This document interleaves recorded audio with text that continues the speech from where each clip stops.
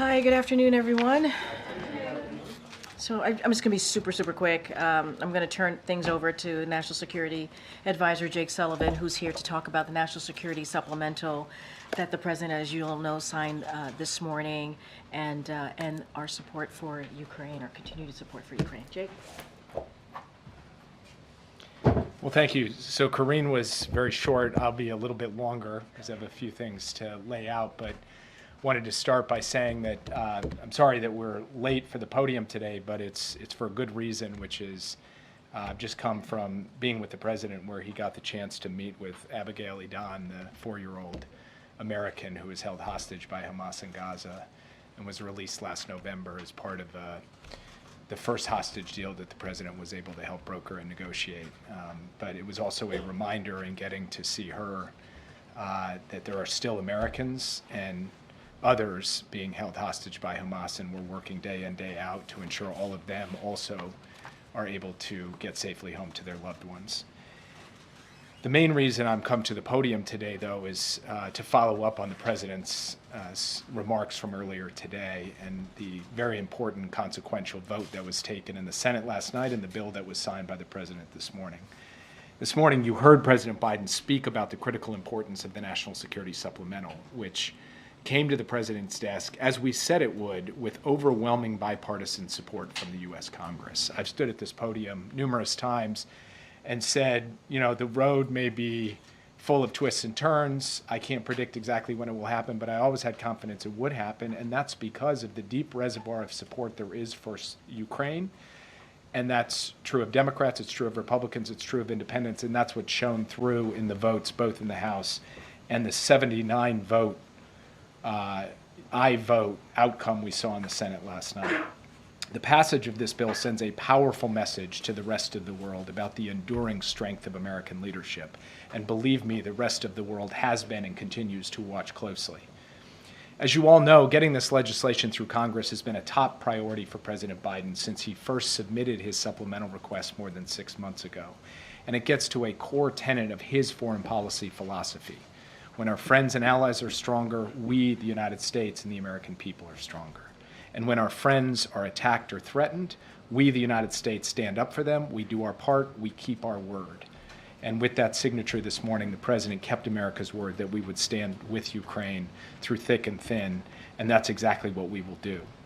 When Russia began massing troops on Ukraine's border, the President rallied the world to respond to Russia's aggression. He built a broad coalition that flowed critical aid to Ukraine as the Ukrainian people defended themselves and then won the battle for Kyiv, the battle for Kharkiv, the battle for Kherson, and regained half the territory that Russia occupied since 2022.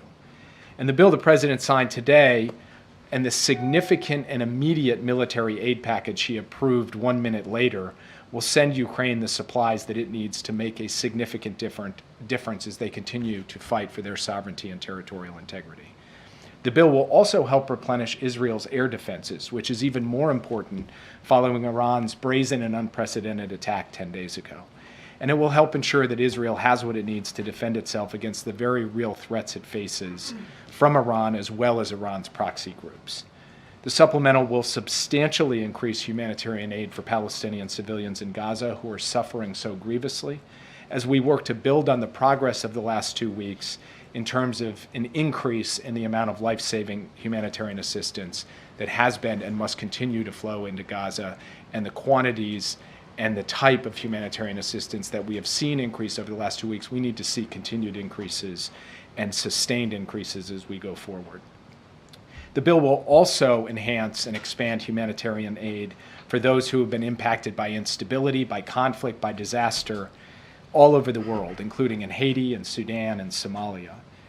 The bill makes important investments in our defense industrial base that will strengthen our own military, and of course it provides timely support to our allies and partners in the Indo-Pacific as well. Getting this bill passed entailed months of advocacy, hands-on work by President Biden himself, by his White House team, by his national security team, and countless briefings, meetings, hearings by departments and agencies across our government for the Congress in both the House and the Senate. It was a long road to secure this funding, and I have to say, standing here today, it was too long. And the consequences of the delay have been felt in Ukraine. Over the past 6 months, Ukraine has had to ration ammunition, and that has resulted in the loss of some territory in the east, including the city of Avdiivka. And while today's announcement is very good news for Ukraine, they are still under severe pressure on the battlefield. And it is certainly possible that Russia could make additional tactical gains in the coming weeks. Russia has tried to grind out very slow, costly progress on multiple fronts over the past few weeks. They are threatening the town of Chasiv Yar. They are threatening settlements to the west of Avdiivka. And of course, they're raining hell down on Kharkiv and other cities across Ukraine. The fact is that it's going to take some time for us to dig out of the hole that was created by 6 months of delay before Congress passed the supplemental. And that's why the minute the president signed the supplemental, he turned and signed a very substantial drawdown package that includes urgently needed artillery and HIMARS ammunition, more armored vehicles, javelins, stingers, and air defense interceptors, among other things. These capabilities are going to start moving immediately to make up for lost time. At this critical moment, this is a way to show in deed as well as in word that the United States stands with Ukraine. And despite the challenges that I've just described, I think it is very important for us to underscore that as we look ahead to the rest of 2024, our view is that Ukraine retains key advantages in this fight. Ukraine can and will prevail, and that will be thanks to the bravery of its people, but also the support of its friends. First, the Ukrainian military remains a resilient, brave, and effective fighting force. And even as Ukrainians waited for U.S. security assistance, they were able to impose significant costs on Russia. Since the start of 2024, we estimate that Ukraine has destroyed more than 700 Russian armored vehicles and roughly 250 Russian tanks. Russia, meanwhile, has had to continue to throw its soldiers into the fight without proper training and equipment. Second, our allies, as the president said this morning, have been mobilizing in support of Ukraine alongside us.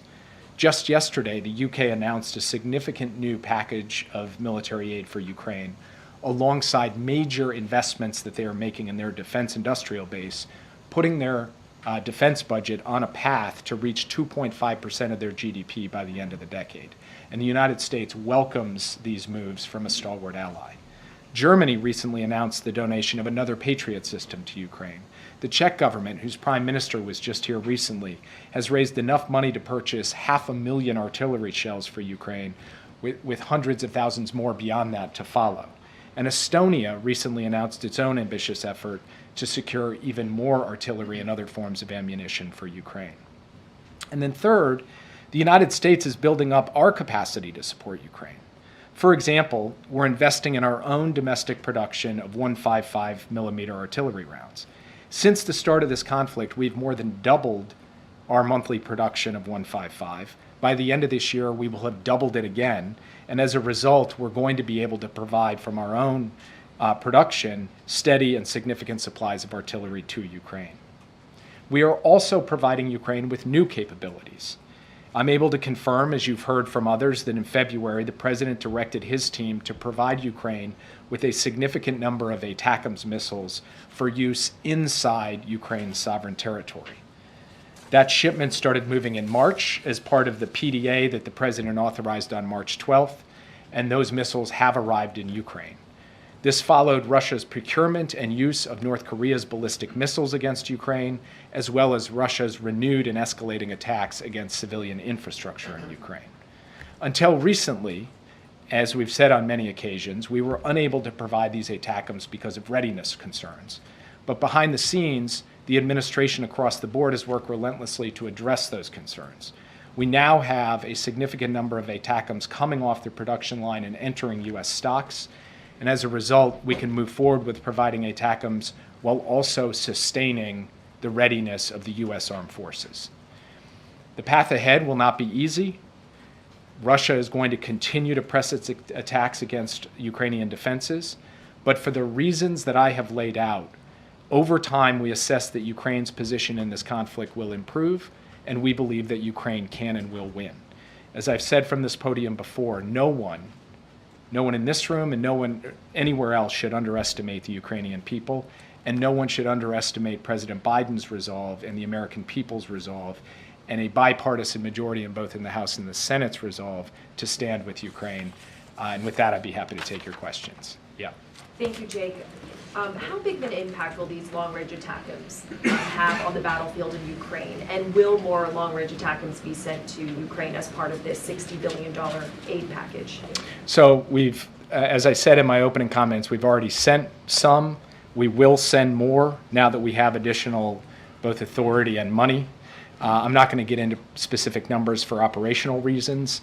I believe they will make a difference, but as I've said before at this podium, and as you've heard from Secretary Austin, the chairman, and other senior military officials, there is no silver bullet in this conflict. One capability is not going to be the ultimate solution. It is an amalgam of capabilities that come together and combine with the bravery and skill of Ukraine's fighters that's going to make the difference in this conflict. So we think it's good that we're able to provide them, but I don't expect to stand before you and say one capability has been the silver bullet in this conflict. Are you worried that it could provoke Russia because they had said that sending these long-range missiles could be crossing a red line? What we have seen from the Russians is their willingness to accept long-range missiles from other countries, specifically North Korea. They have used those in the battlefield. They have used them to attack Ukrainian civilians as well. So from our perspective, now that we've resolved our readiness concerns, being able to step up and provide our own capabilities to Ukraine, as partners of ours have, the UK, the French, others, we think it's appropriate to do at this moment. We think it is a good capability in this phase of the conflict for Ukraine, and we will stand behind that foursquare. Yeah. Jake, on Israel, they've made a number of commitments in terms of what they need to do on the ground in order to receive the aid that they're getting from the United States. With the reports that we've seen of mass graves at 2 medical facilities in Gaza that they destroyed, is it your current view that they are living up to those commitments?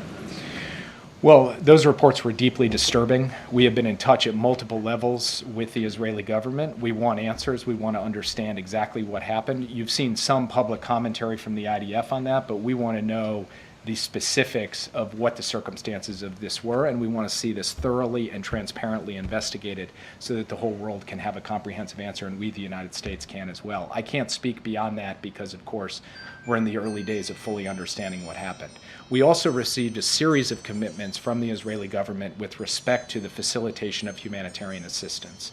President, that's all for today, Jake. Time's up. that's the Gong Show. President Biden spoke with Prime Minister Netanyahu a little more than 2 weeks ago. And in the time that has unfolded since his conversation with Prime Minister Netanyahu, we have seen a marked increase in the amount of humanitarian assistance that has gone into Gaza, and importantly, a very significant increase in the amount of assistance that has gone to northern Gaza, where the UN and others had told us the challenges of malnutrition and potential famine were most acute. So we think we have made a significant set of steps forward on this, but, and this is a very important but, it needs to be sustained and it needs to be increased even further. We've seen moves at Ashdod. We've seen initial moves through crossings in the north. Again, those are good steps, but we need to see that expanded, institutionalized, and ensure that on a steady basis, the level and intensity and scope of humanitarian assistance meets the need, and we're going to stay focused until we ensure that that is the case. Yeah. Thanks, Jake. What kind of mechanism does the U.S. have in place to ensure that these long-range ATACMS will only be used within Ukrainian territory and will not be fired into Russian territory? Well, we now have an extended period of time where we have tested these commitments from the Ukrainian government, which they have made with respect to other systems as well, including HIMARS, where they have said, we will only use these on Ukrainian sovereign territory. We won't use them beyond the borders of Ukraine.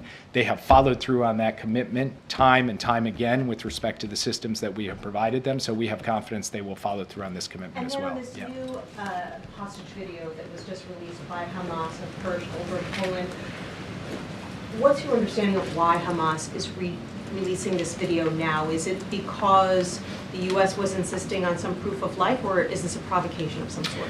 We have insisted on proof of life. We have insisted on the release of all of these hostages from the beginning. And so there's been no change in our position with respect to proof of life. So I can't speak to what has caused them to choose to release the video at this time. All I can say is this is an innocent young man being held hostage by a terrorist organization, and he should be released immediately without condition and without delay. I have not had the personal opportunity to speak with his parents since this video was released. I'm intending to do that. I don't want to speak further on this because of the sensitivity of the issue, other than to say I was just sitting with the President of the United States going through all of the Americans being held hostage and what we can do about them, what their status is. It's something he's personally very focused on, even as he celebrates Abigail's release. So this is something we will continue to make a paramount priority for President Biden and for the United States. I know you don't want to detail it much further, but just for clarity, can you assess, is there any assessment of how recent this video was made, if this was made just days after? He does have sort of a date stamp and how long he says he's been held. What is the U.S.'s understanding on that? And separately, can you pull back the curtain on the visit with Abigail Adam and her family? You were there. How is she, her spirits, her family? What was the moment like? What were the interactions like? If you could invite us into that room. The moment that we got the video that showed Hirsch, we gave it to the FBI Hostage Fusion Recovery Cell. Those are the experts who have the technical capacity to actually look at that video and discern, or at least assess with as much specificity as possible, the answers to your questions. They are in the process of doing that. I'm not going to get ahead of that assessment to make any judgments about time, recency, et cetera. I will let them make those judgments, and then when we have something we can share publicly in light of all the sensitivities, we'll share it with you. President Biden will speak to this himself because this was his meeting, his opportunity to see Abigail, to see her family, to see her siblings. Abigail and her two siblings had their parents killed on October 7th. So they're still living with the tragedy and the trauma of that. Abigail, of course, is living with the trauma of being held captive for many weeks. But this was a moment of joy as well because she was able to be returned safely to her family. And I think for the president, the most important thing was it was a reminder of the work still to do and how important it is for him personally and for the government to do all that we can to secure a ceasefire and hostage deal so that everybody can come home. Yeah. Thanks, Jake. This bill also authorized the president to seize Russian dollar assets. Is that something he's prepared to do unilaterally, or will he have to consult with allies before making any kind of decision? Well, the G7 has said collectively that Russia's assets are going to remain immobilized until they are put to use for recovery in Ukraine. The precise way in which that happens, the mechanism, is still a matter of consultation with their European partners. Look, the ideal is that we all move together, that Europe and the United States, especially since the bulk of the assets are held in Europe, come up with a common way forward for how we ensure that these sovereign assets actually go to work rebuilding and reconstructing Ukraine. And I will not go further than that today because we are in the middle of intense consultations with our European partners. I can tell you this is going to be an important subject of conversation at the G7 summit in June, but I will leave it at that for today. Can you provide us with an update on the latest on the Rafah invasion? What's the latest that the Israelis have told the administration, and on timing? Do you expect them to hold off as these talks continue? I will say that you hear a lot of different public comments from different Israeli officials, different media reports, some on the record, some off the record, some on background, circling dates, stating what's going to happen definitively, changing what's going to happen definitively. So I will be entirely out of the business of commenting, predicting, or representing what exactly Israel will do when it comes to Rafah. What I can tell you is the U.S. position has been clear on this. I've stated it from this podium. The president has spoken to it. And we've had very detailed discussions with the Israelis as recently as last week by secure video to talk through not just our concerns, but our view that there is a different way to go about dealing with the Hamas threat in Rafah and succeeding in ensuring the long-term defense and security of Israel. We are still in those conversations, and we will still continue to press our perspective. And I will leave it at that for today because that conversation is midstream and has not been concluded. Yeah. Thanks, Jake. This bill gives ByteDance 270 days to sell TikTok due to those national security concerns, which could lead to a national ban. In the meantime, is it safe for President Biden's campaign and any other political entity to be on TikTok? So I'm going to let campaigns decide for themselves what they're going to do. The terms of the bill are straightforward. TikTok continues to operate as it is right now until such time as either there is divestment or the time that you referred to elapses. And so what we're focused on right now in implementing the bill is working through that divestment in a way that is consistent with the intent of the law and consistent with the national security concerns that brought the law into force in the first place. Yeah. The war will stretch far beyond the $61 billion in aid. So can the Ukrainians have any confidence that the fight over money in Congress won't repeat itself next year? And has Putin planned for these skirmishes in the U.S. Congress as he continues the invasion of Ukraine? Well, look, I've said this before, and maybe it's even an understatement to say it again, that democracy is messy. There's a lot of toing and froing, a lot of twists and turns. But I think really what this weekend showed is that at the end of the day, despite substantial effort by a lot of parties, including the Russians, to figure out a way to not have this bill pass, it has passed.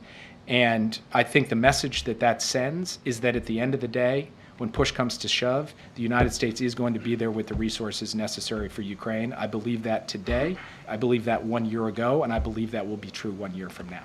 Yeah, thanks, Jake. You referred to the hole that was dug because of the 6-month delay in Congress. How deep is that hole? How much did Ukraine lose on the battlefield as a result of inaction? And secondly, how long does the U.S. expect this $61 billion to last before it is completely withdrawn? So you can measure the impact in different ways. With respect to actual territory, we're talking about tactical losses in the East, not some fundamental structural shift in the underlying dynamic of the conflict. But you can also measure it just in terms of the wear and tear it places on a frontline unit who has to ration ammunition because they're not getting the steady flows. And that's a bit more incalculable. And the president referred in his remarks earlier today to the reports of Ukrainian troops literally cheering in the trenches, watching on their phones as the House passed the bill over the weekend. That goes to show you how closely they are following the U.S. Congress, because it means the difference between having the tools they need to put up that fight effectively and not having those tools. So our view is that has caused, obviously, some significant wear and tear on the forces, as well as some tactical losses on the battlefield, and has also created the existing pressure that we see even today with Russian units pushing forward in places they were not previously pushing forward. But we also believe, as I laid out, maybe in too much detail for some of you, that there are fundamental structural drivers that favor Ukraine here. And part of that is about what the U.S. industrial base can produce. Part of it is about what the Europeans have stepped up to do in really significant ways over the course of the last 6 months. And we are urging them to keep that going, even as the U.S. has delivered $60 billion. Part of that is about the Ukrainian capacity itself. And then, of course, we are adding new capabilities like the ATACMS. So you put all that together, and I think the calculus of the Russians or the critics of Ukraine who say time is on Russia's side, they've got it wrong. We believe that the structural dynamics of this conflict favor the country defending its own territory. We believe that occupation and invasion saps the will and vitality of a nation over time. And as long as Ukraine gets the tools that it needs to defend itself, it can do so effectively and it can win. And we have now taken a major step forward in giving it the tools that it needs to defend itself, and we insist that we will continue to do so. And then that second question in terms of how long it'll last. I mean, how until it's completely drawn down? Should it last the rest of this year? I mean, how long are we talking? I do anticipate that with the amount of resources we have right now, we can continue to supply Ukraine with what it needs through 2024. Yeah. Thanks, Jake. There's been some satellite imagery of tents popping up near Khan Yunis and Rafah as well. Do you have an assessment of what these were built for? Is this related to Israel's potential invasion in Rafah imminently? So I've seen the reports. I don't know actually exactly what they refer to. It is certainly the case that UN organizations, NGOs, other governments are working to actually build out shelter, sanitation, distribution points for humanitarian assistance in Khan Yunis now that major military operations there have abated. So sort of setting aside the question of Rafah for the moment, which is a hard question to set aside, there's going to be a significant amount of humanitarian activity in Khan Yunis regardless, as there can and should be in Gaza City as well as we get more aid to the north. So I can't speak specifically to these reports, how they relate to Israel's future military operations, because I've only seen them kind of written in the newspaper. I haven't yet seen what exactly they're referring to. But we'll stay in close touch, not just with the Israelis, but with the United Nations. In fact, on a daily basis at senior levels, we're talking to the UN as they try to coordinate the humanitarian element of this. And frankly, for those people, innocent civilians who are not in Rafah, they too need and deserve shelter, support, food, medicine, and everything else. And we are insisting that that happen in addition to ensuring the safety and protection of the people of Rafah. Really quickly on the in-person talks that were scheduled to happen, I know you guys have been meeting virtually with Israeli counterparts. Yeah. Is there anything planned upcoming for an in-person conversation? So we had an in-person one planned, and then as you all may have noticed, there was a series of events related to Israel over the course of the past 2 weeks that made it difficult, frankly, for anybody to leave their desks. I couldn't leave my desk. My counterparts in Israel couldn't leave their desk because we were hunkered down trying to put together the coalition that helped defend Israel against that unprecedented Iranian attack and then deal with the aftermath of it. I expect we will get together in person relatively soon, but we don't have a date circled on the calendar right now. Yeah. Thanks so much, Jake. Back to the structural dynamics in Ukraine that you talked about earlier.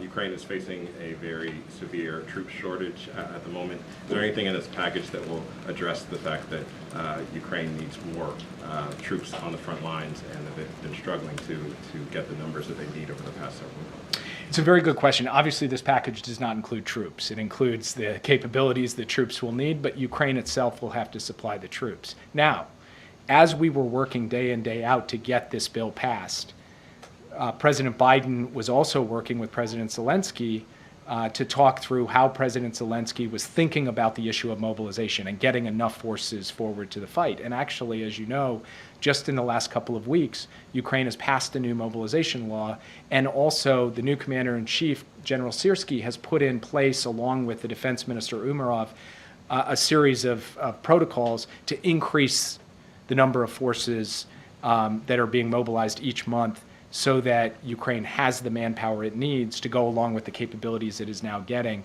And we will start to see the impact of that month by month as they implement the new mobilization law and as they implement the new directives from the Minister of Defense and the new commander of the Ukrainian Armed Forces. Yeah.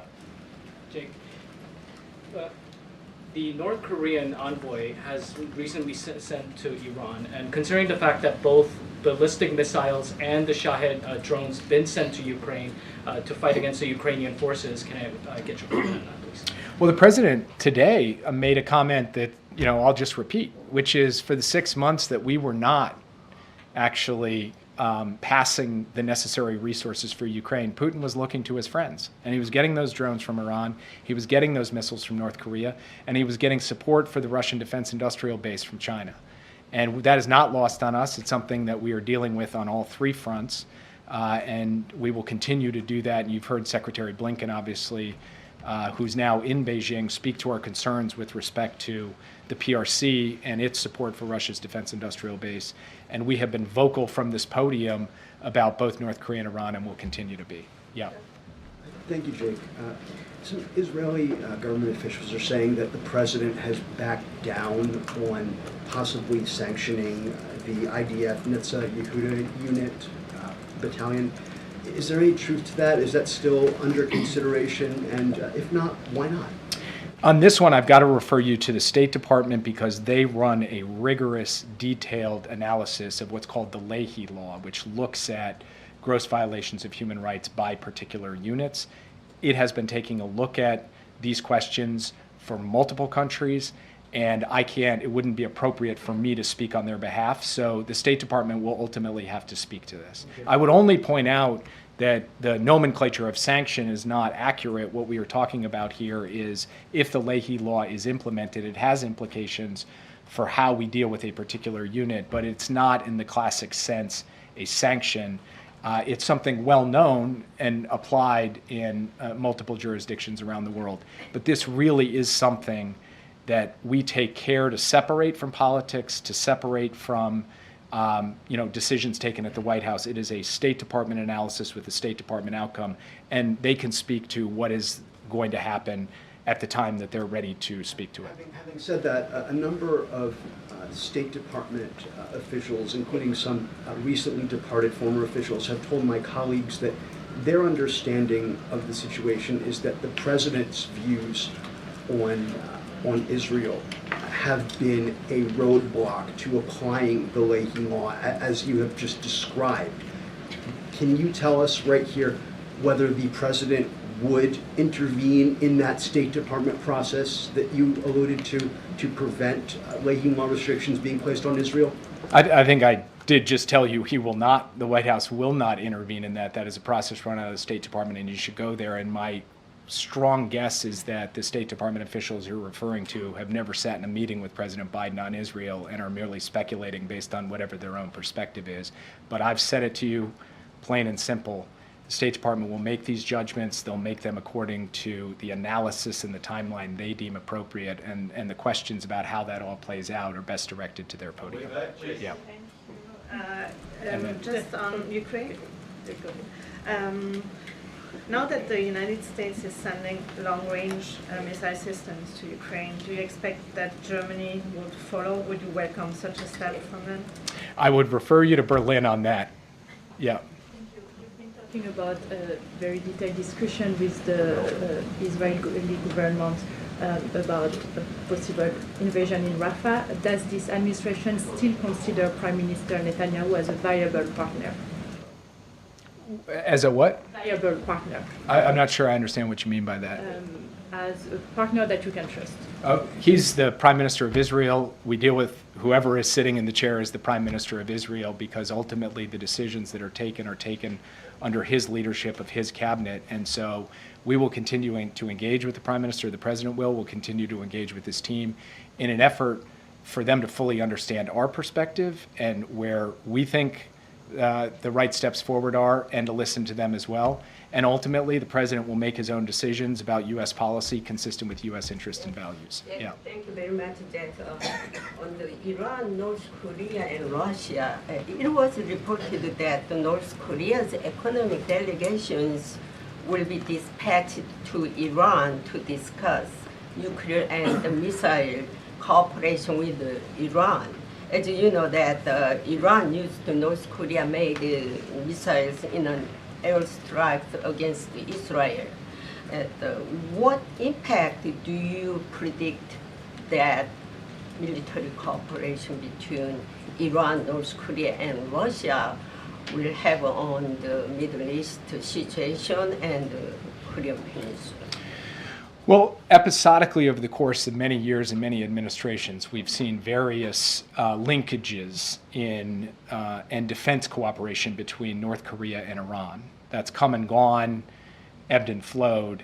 What is new, what is different over the course of the last 2 years has really been the cooperation between Iran and Russia with this massive provision of drones, and North Korea and Russia with a massive provision of many different capabilities, including artillery, but also including ballistic missiles that go quite a long range, pack a punch, and are being used to terrorize cities across Ukraine.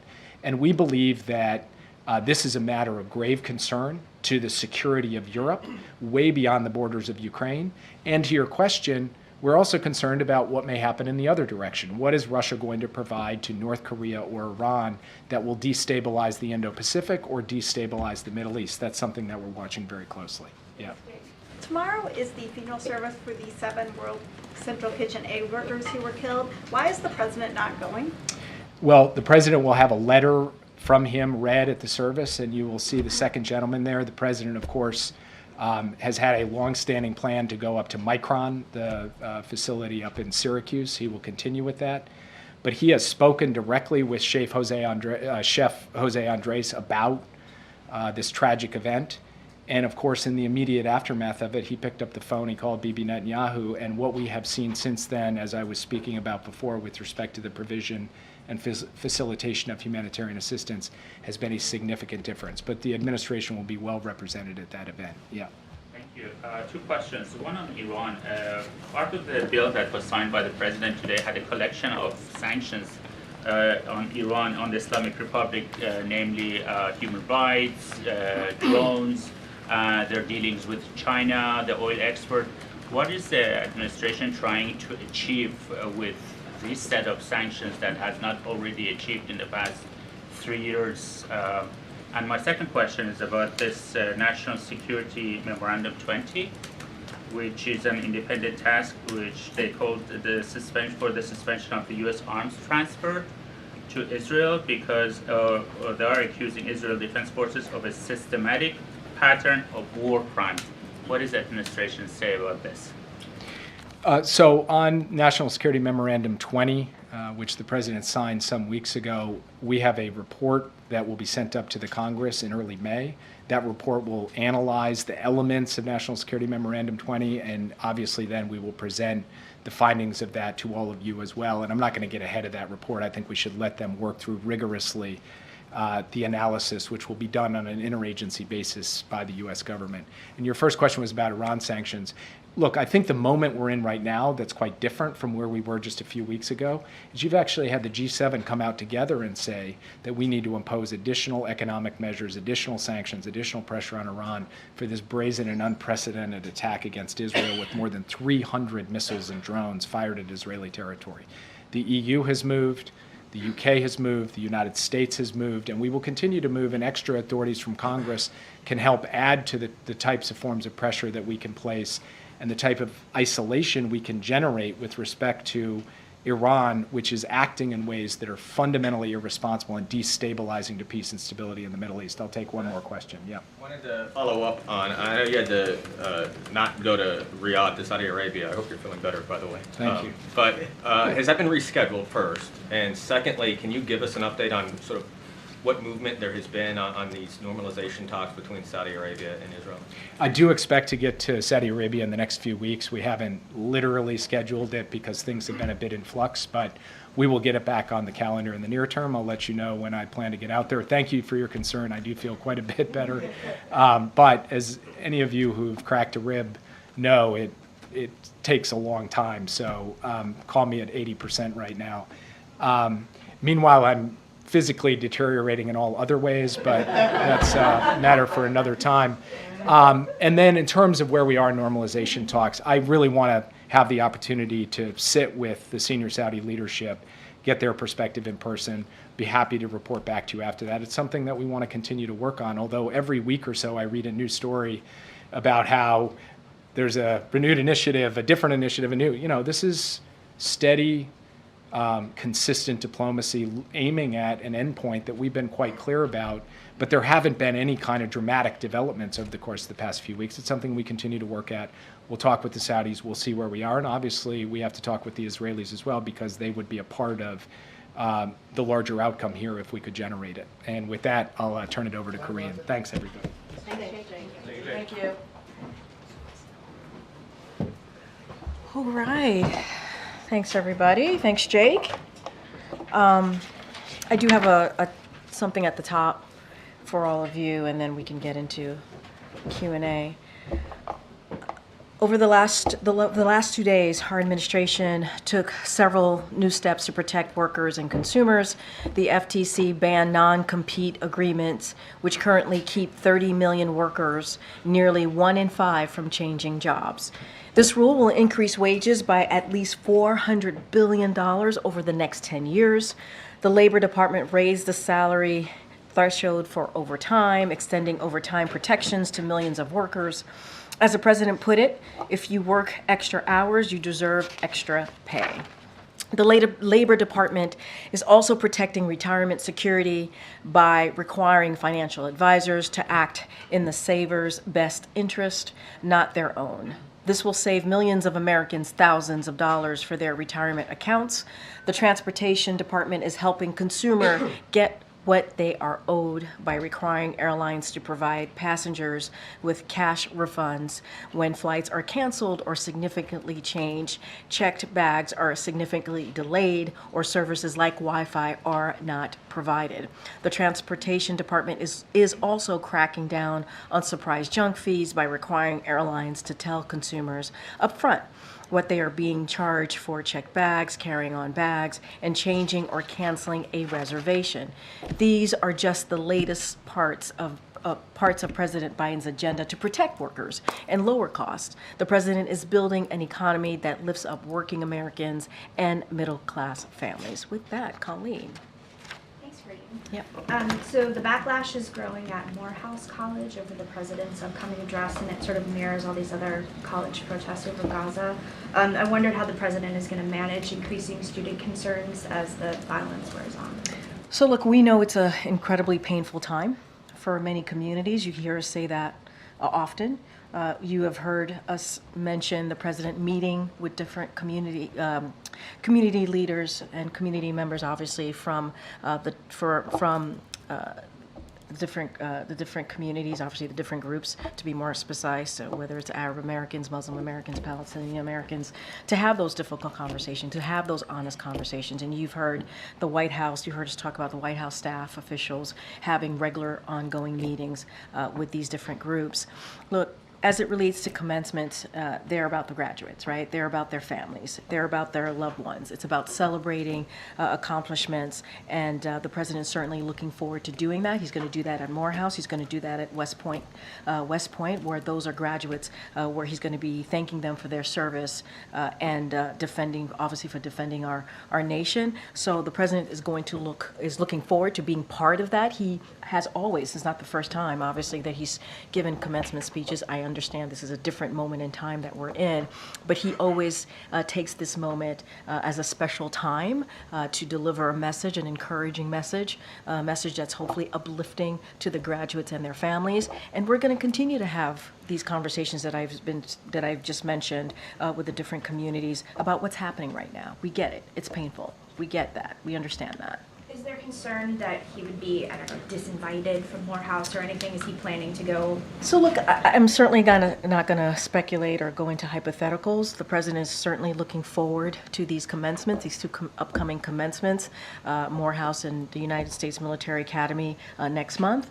And he has done these many times before, understanding the important but important moment and how special that moment is for the graduates and their families. And he is going to do his best to meet that moment as it relates to what's going on, the pain that communities are feeling. We're going to continue to have those conversations and be sensitive to that, understanding what people are going through. On the Supreme Court, the court appears pretty skeptical that federal law trumps state law in Idaho over the abortion ban there.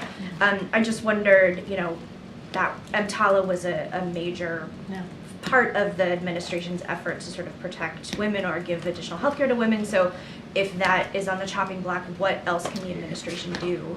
So I'm going to be careful because it's ongoing. So parts of this, especially because it's an ongoing litigation, have to refer you to the Department of Justice. More broadly, the administration is going to continue certainly to defend women's ability to access emergency care that they need, they should have under federal law. And so that is a commitment that this administration is going to continue to ensure. And so, look, we're going to stay focused on that. We're going to let the litigation process continue, so I'm just not going to get beyond that. But more broadly, we believe that women should not be denied the access of health care that they need. We've been very clear in the Biden-Harris administration about how important it is that women get that emergency care. We're talking about lives. We're talking about women's lives here, and being able to make those all-important decisions on their health care. We've been consistent about that. We're going to continue that fight.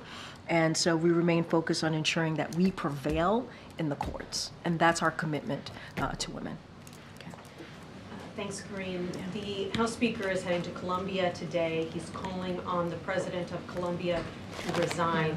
Does the President share that view, and what does he think of the way that the administration at Colombia has been handling this? So I'm going to be really mindful. Columbia is a private institution. We've been very consistent here about not commenting on personnel matters. That's something for Columbia University, obviously the board to speak to, and the president, right, to make that decision. So I'm not going to comment on that. That is obviously the speaker's privilege to speak for himself and what he sees. Look, I would say more broadly, and I said this moments ago, this is a deeply painful moment for many communities, and we understand that. The president believes that free speech, debate, and non-discrimination on college campuses are important. They're important American values, and and so he'll always be very clear. We will always be very clear about that here. But protests must be peaceful. Students must be safe. When we see violent rhetoric, we have to call that out. When we see physical intimidation or grotesque anti-Semitic remarks, we have to speak that out. And you saw that from the president's statement when this president's statement on Passover. He talked about that. He talked about taking action and making sure that we're calling that out. So we're going to continue to do that forcefully, condemn anti-Semitism from this administration. We're going to continue to do that. We're implementing, as you know, the first ever national strategic effort to counter anti-Semitism, because there should be no place in this country when it relates to that type of hate. We saw what happened in 2017, Charlottesville. That was one of the reasons that this president decided to run in 2020. He ran in 2020 because of what he saw in Charlottesville and what was happening in the streets of Charlottesville, the vile, just hateful rhetoric that we're seeing there. So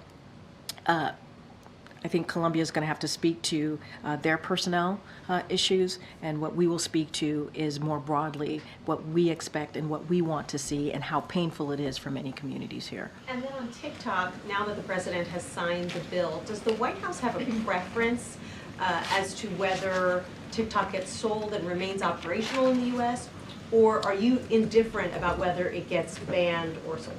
Well, first of all, we've been very clear. Members of Congress have been very clear. We do not want to see a ban. This is not about a ban. This is about divestment, selling, right, being sold.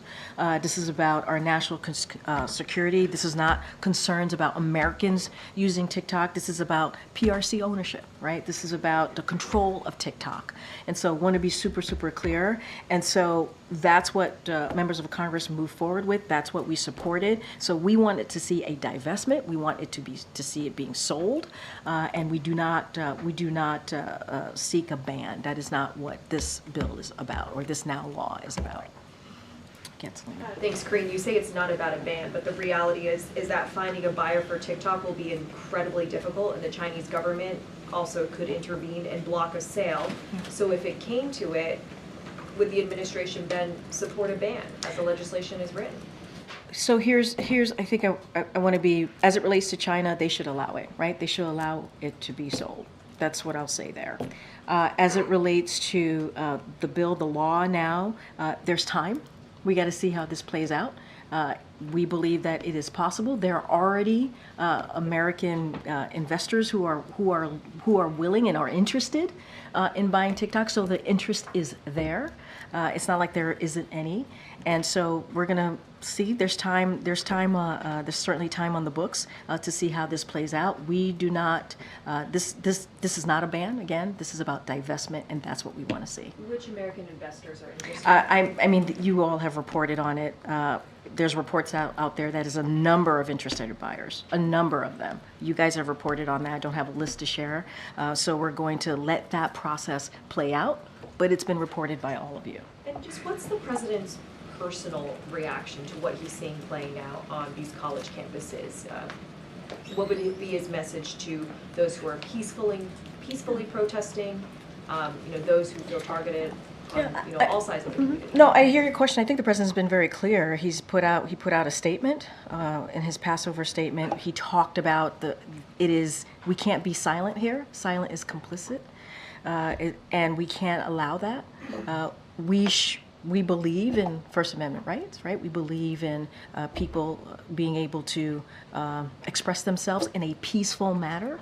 But when we're talking about hateful rhetoric, when we're talking about violence, we have to call that out. We have to call that. And we've been consistent here throughout this administration. The president has been consistent about it, obviously since 2017, but even before that, when he saw what happened in Charlottesville. We have to call out hateful, violent rhetoric. But we want to make sure that people have the opportunity to peacefully protest. Peacefully protest. Karine, on that subject, President Biden once talked about the Vietnam War protests of his youth, and he said the reason why he didn't participate was because, quote, I wore sport coats, I am who I am, I'm not big on flak jackets and tie-dye shirts, and that's not me.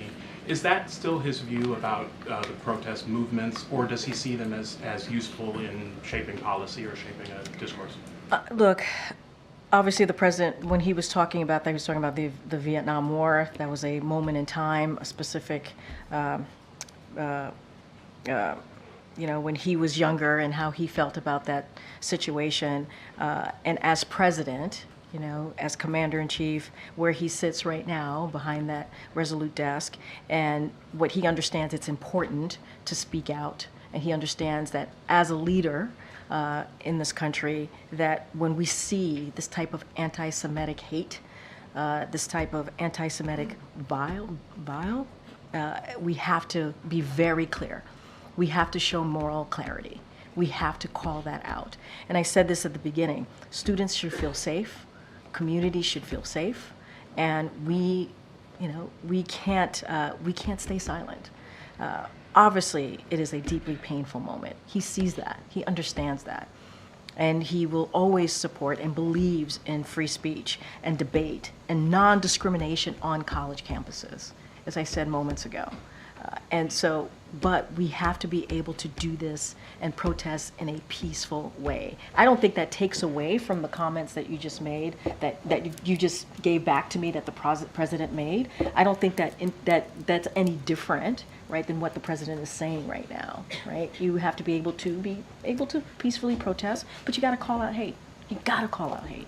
And then on TikTok, is there any expectation that China could retaliate against U.S.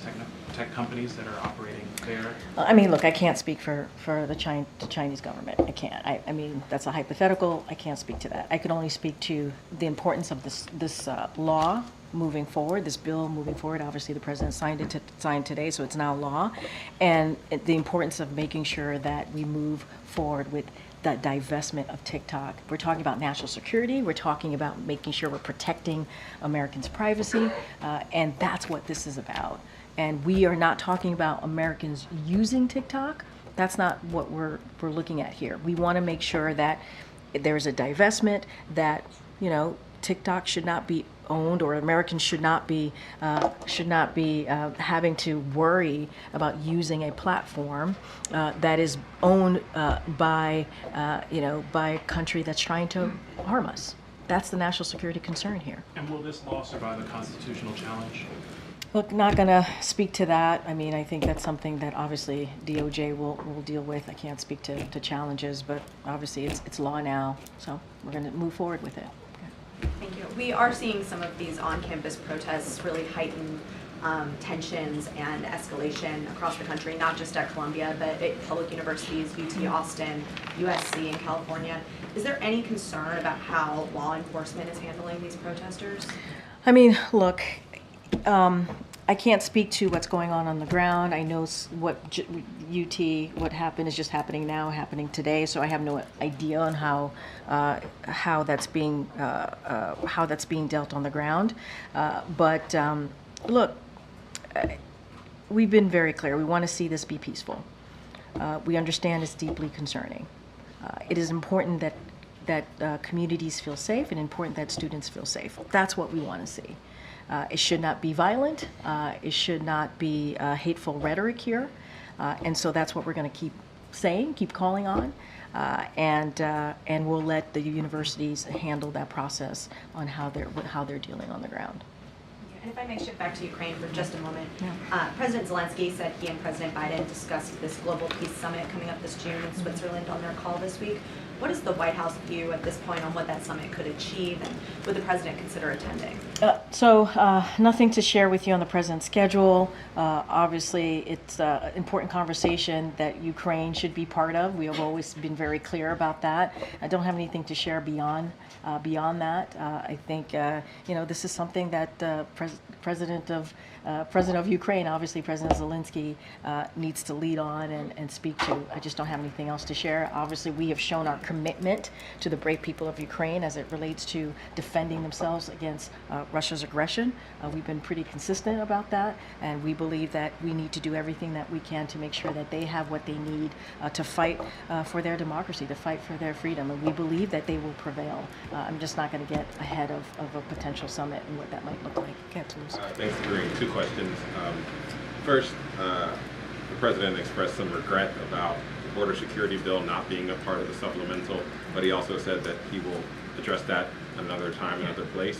Do you have any update on whether the president... And I also think like Mitch McConnell made a statement about it as well, so I would certainly point you to what he said about the border security bill, and I think that's important, right? Because this is a bipartisan effort, and we need both sides.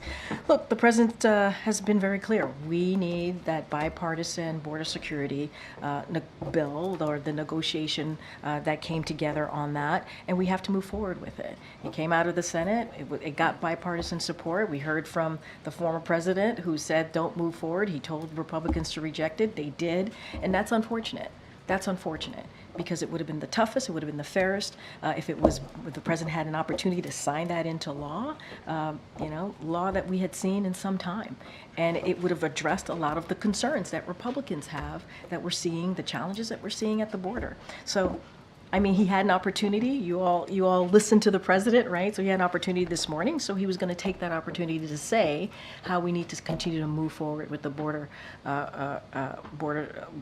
security negotiation, or the plan that came out of the negotiation. So he wants to see that.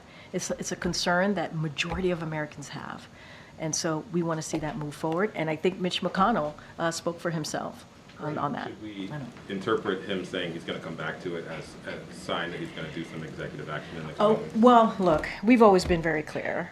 No executive action is actually going to do what that border security plan would have done, right? We believe that was in order to move forward, to deal with the challenges at the border, in order to actually deal with what we've been seeing with immigration, a broken immigration system that we have seen for decades. That's the way to move forward. Obviously, we're always going to look at our options, but we believe there's still an opportunity here. There's still an opportunity here, and I think Leader McConnell was pretty clear about that too today. Go ahead. I have to. Really quick one on taxes. The president earlier today said the 2017 tax bill that was passed under President Trump, if he is reelected, if President Biden is reelected, that it would be dead and gone forever. Yeah. That bill obviously included tax cuts for the wealthy, but it also included tax cuts across the board to the tax rates at various levels of income. Yeah. Is the president saying that he would get rid of the entire tax bill and not allow those tax cuts to? I think what the president was trying to say, he was trying to make very clear that was the 2017 tax bill was something that was for billionaires and corporations, and that's not what he's for, right? He wants to make sure that the working class gets their fair share. He wants to make sure that the billionaires and corporations pay, right, what they owe. And so he's talking about an economy, what type of economy that he wants to build. You hear us say it all the time. He says it all the time, an economy that's built from the bottom up, middle out, that doesn't leave out working people, that doesn't leave out the middle class, that builds into the middle class. And I think that's what he was trying to speak to more broadly, and how billionaires and corporations have to pay their fair share. He's always been very clear about that. And 2017 tax bill does not do that. It does the opposite of that. And that's what we've seen from Republicans continuing, like when they put out their budget recently, that's what they're doing. They want to give them a break. And what the president wants to do is give the middle class a break. He wants to give working people a break. And you've seen that from his legislation that's been passed in trying to make sure that we do not leave communities behind. Communities that have been left behind for decades now. Okay, Peter, I have to go into the Oval Office. Two quick ones. One that developed in the last hour, which is on the third attempt in the last 3 weeks. Arizona State House lawmakers just passed a bill that would repeal the near total ban on abortion in Arizona. The White House's view on that, and now, of course, moves to the state Senate.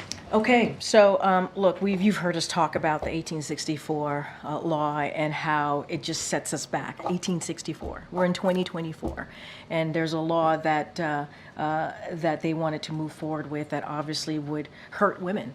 Would hurt our reproductive rights and hurt our, obviously, women to make a decision about their health care. And so if this is, I have not seen that report, but if this is the case, that it has been repealed in one of the chambers, that's a good thing, right? We're moving forward in the right direction. We're moving forward to where we are today in 2024, where we should be protecting our freedom, protecting a woman's right to make a very personal decision about her body. And then last one quickly, I know you got to go, but the president didn't mention the words TikTok, or maybe that's one word, TikTok, with no space between the two, in his comments earlier today. So if you had That's an so elevator, precise. If you had an elevator pitch, there was 170 million Americans who use TikTok right now. What is the simple statement to those Americans right now who are saying the President of the United States just proposed or signed legislation that could ban a platform that I rely on in some cases for my livelihood? I think I would just say what I've been repeating here from this podium for the past few minutes here, which is this is not a ban. This is about divestment. This is about our national security. We are not saying that we do not want Americans to use TikTok. That is not what we're protected. And that is what this is about. And so we believe this law will get us there. We believe that we will be able to divest, that TikTok would be able to divest. We believe that there is interest in folks who want to buy TikTok, and we want to get there. We want to get there. This is, the president wants to protect Americans, and he wants to protect American privacy.